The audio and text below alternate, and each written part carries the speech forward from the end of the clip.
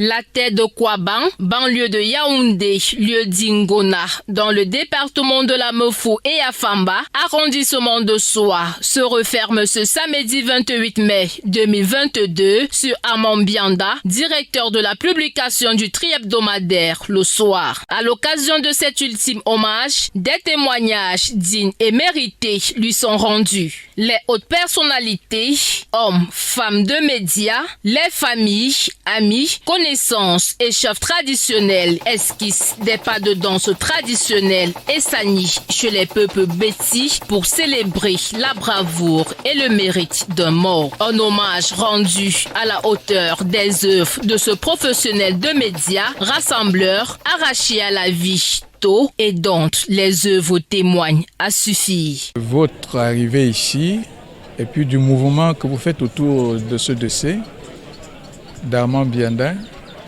qui est mon fils, vous voyez que je ne parle pas au passé, qui continue à être mon fils et qui restera mon fils.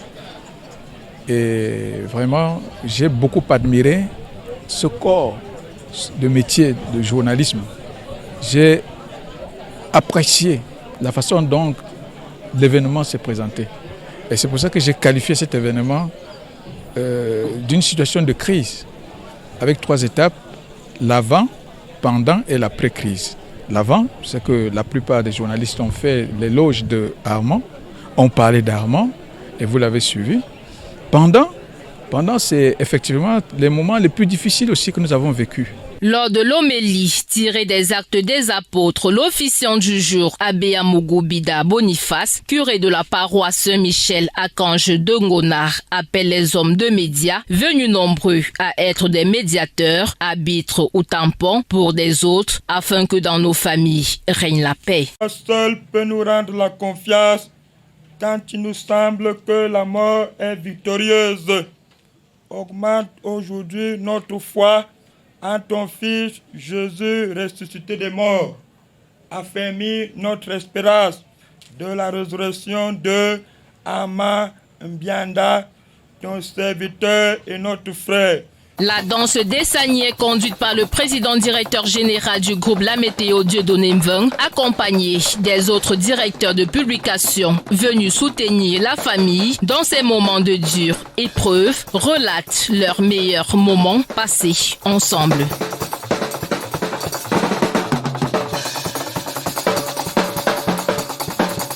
Souvenirs se bousculent dans mon esprit, on en a tellement. Nous imprimions à l'époque au même endroit.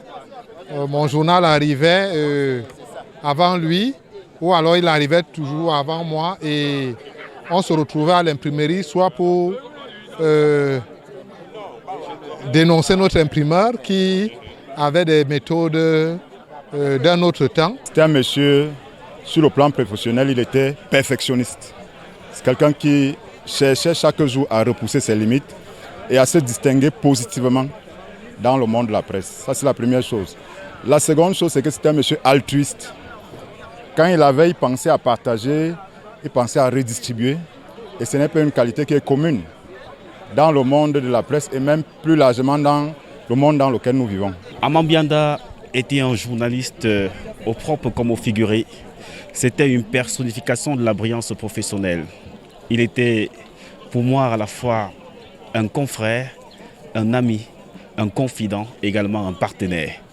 Lorsqu'il y avait des actions qui concernaient par exemple le gouvernement du Cameroun, une action qui vise à promouvoir l'image de marque de notre pays, je contactais Armand et sans condition, Armand mettait en exergue cette action-là. Ces derniers entendent pérenniser les œuvres du défunt. Le message ici, c'est que Armand a su travailler avec son épouse.